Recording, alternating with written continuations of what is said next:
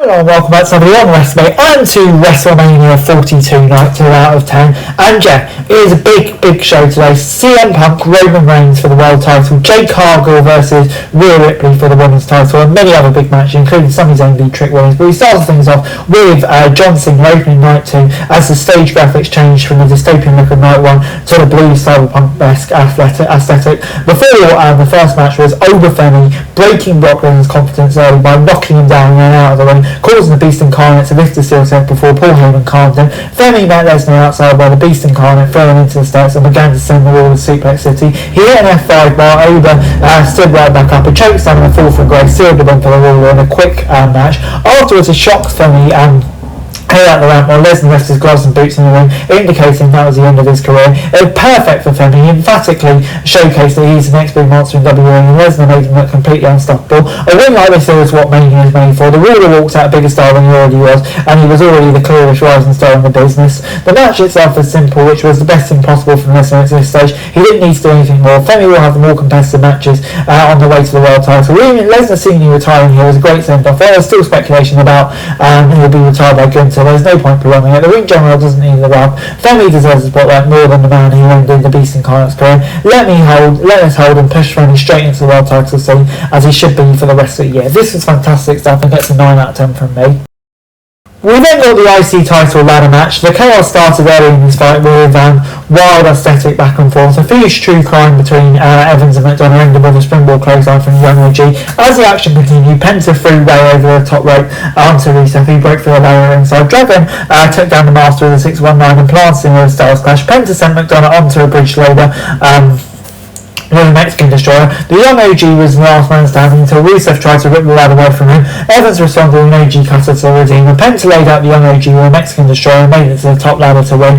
A lot of the matches purely feel spot fest, especially with this many people involved, and fans still have seen it all before. However, good pacing and the lineup of talent when he's taken enough bumps delivered a spectacle, and this was about as good as it could be. Penta needed to win as he'd not been enough time as a champ yet. Evans was the star of the match, but Penta wasn't far behind. Evans took some heavy bumps flying around in this contest, and he's crash and burn. His OG cutter on Rusev will be one of the highlight reels of his career. Dragon was the other major standout in this contest, especially his sequences with Ray and WWE needs to find a strong spot for post-Mania. From here, any of the stars could continue to feud with Penta for the IC title, but with the biggest rivalry WWE should immediately highlight is Evans and Rusev. So I'm going to give this an 8 out of 10. Next up was Sami Zayn versus Trick Williams for the US title. The two brawled from the bell back and forth for their offense when Zayn sent Trick to the apron. Literally tried to hype his man, but got thrown into the barricade by Zayn. Zayn laid out Trick with a brainbuster in the apron, then hit with a Hoover kick over the barricade to nearly win by a countout. Yodi bounced Zayn off the top ropes and set up a Trick kick for an airfall. Zayn responded with a corner exploder, but Trick caught the Ultimate Underdog running with a trick shot for the victory. A tightly composed and put over Trick big. While it was shorter than it could have been, Zayn maximised the time to give Trick his best performance on the main roster. Before the bell rang, it was clear it needs to be Trick's moment, and he can run with the US title for a while. WWE should lean into the babyface for winning too, as the crowd is invested in it. Zayn's set up as a transitional champion from the moment he dethroned Carmelo, so the result was no surprise. It's still the right move. This should only further now form a chance to descend into a dark place when he can redefine himself in suit of the world title. I'm going to hit 7 out of 10. We then got a street fight between the Demon and Dominic Mysterio. These two quickly learned into the recently added street fight stipulation, bringing in steel chairs and kendo sticks. Mysterio was shot when Balor kicked out of his frog slash immediately. Dirty Dom dodged a coup de grace and blasted the Demon with a steel chair for a 2. A 6-1 on a Demon with a steel chair wrapped around his neck, followed by another frog splash, delivered the first true near fall. Balor survived a series of chair shots and took Mysterio down with a shotgun drop kick with a steel chair wrapped around his neck. A coup de grace through the table sealed the Demon win. A fun street fight that was not quite as physically brutal as the McIntyre one yesterday, which was a true plunder. Dominic and Balor used similar weapons and moves throughout, leading to a contest that lacked variety at least, but allowed the Demon to get his first win in a while. The main roster is so completely nurtured with the concept of the Demon over the last few years, it might be a good sign that the Balor has finally run it back. The Demon should only come out in big muscle matches. There's no reason he should be putting on paint if he's going to lose decisively until he starts to consider retirement. While Mysterio is the youngest star with Mania outside, he couldn't win here. These two will likely fight again when Dirty Dom gets his win back, and he's still in the AAA Mega Champion for the foreseeable at least. So I'm going to 6 out of 10.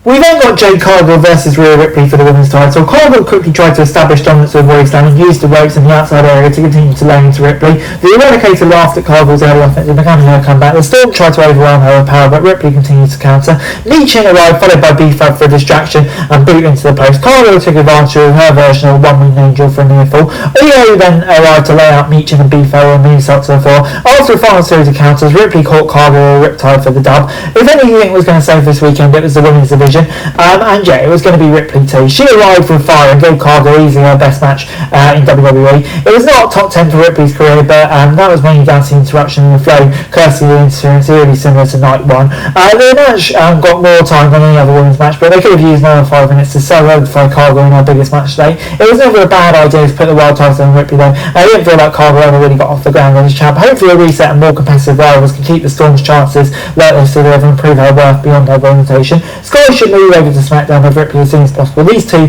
are still better together, no matter who the world champion is. So I'm going to give it 7 out of 10. John Cena was back out again, announcing the attendance of 55,255, 5,000 more than night one. The Miz and Kit Wilson interrupted Cena only for Danhausen to arrive, flanked by many Danhausens and drowsing Danhausen on the bill. Danhausen showed respect to Cena and took out both Miz and Kit before an unsuccessful attempt to casually disappear. It's good WWE that the attendance was up for night 2 after the attendance discourse declaring the official number just under 5,000 of last year's. Whether it's a real number will be scrutinised more than night one's number, but WWE comes out looking like they've avoided much of the attendance discourse. This follows up with a more embarrassing segment than anything else. While Danhausen's been in funny spots since he arrived, it was more of a dud here. It was a bit awkward. In particular, no one needs to hear Michael Cole laughing and best-listening performance when it had no real purpose. Beyond that, the crowd didn't really react well to Danhausen, who didn't really get over in the segment. WWE also missed an opportunity to play Kit's music throughout, but yeah, there we go. As we then moved on to the main event, more importantly, CM Punk versus Roman Reigns. Punk showed little respect for Reigns. Well, with hard-hitting offense, he hit the first Superman punch for a near fall. The fight intensified until Reigns blasted Punk with the steel steps, busting him open. The OTC followed up with a running powerbomb through the announce table. Punk caught Reigns on the return to the ring and for a GTS and a crowd energizing near fall. When the best in the world tried another, the OTC fought free for a spear and near fall. Reigns tried to hit Punk with a GTS, but Punk fought out and hit a Superman punch for another near fall.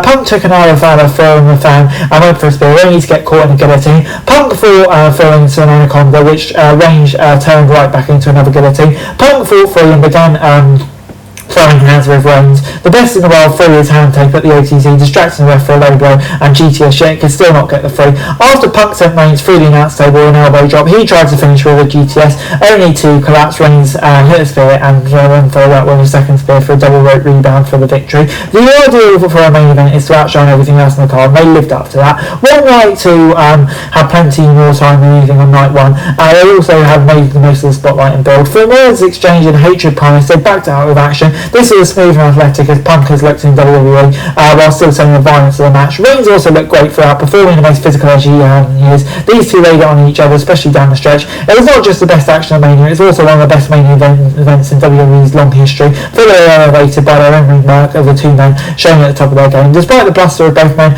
they've not always delivered at this high level. In fact, many of their greatest matches in their careers are not only in terms of drama or story, but pure ring action. Reigns wasn't surprising getting over, but it was also felt appropriate. The OTC was a younger, hungry competitor. In this moment, Punk was shown to be the lesser man on the biggest stage. It sets Punk to question how much he has left, while Reigns is back at the top of the mountain seeking fresh challenges. It will be up to WWE to find those names to take down the OTC, because he's established himself once more at the peak of the wrestling business, and the last time he did that, he definitely broke records. So I'm going to give this a 9 out of 10.